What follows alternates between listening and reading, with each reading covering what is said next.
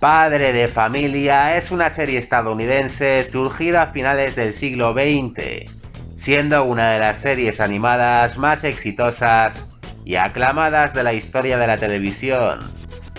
Veamos cuál sería el personaje padre de familia típico de cada país.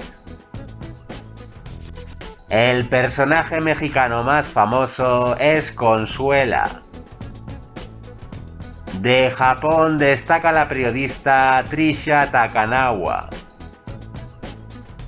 De Estados Unidos los personajes principales son Peter Griffin y Stewie. Santos y Pascual son dos personajes portugueses. Lois Griffin es de origen británico. En un capítulo sale la colombiana Shakira. De Irlanda destaca Mickey McFinnigan. Un episodio sucede íntegramente en India.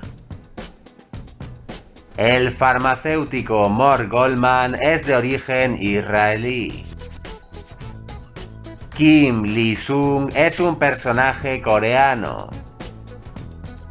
En un capítulo sale un personaje de una mujer española en Madrid.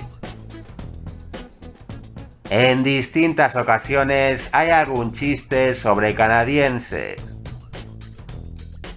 En un capítulo aparece el cantante puertorriqueño Ricky Martin.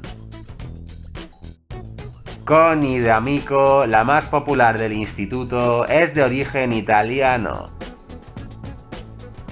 El cubano Fidel Castro sale en algún episodio. De China destaca Mr. Washi Washi.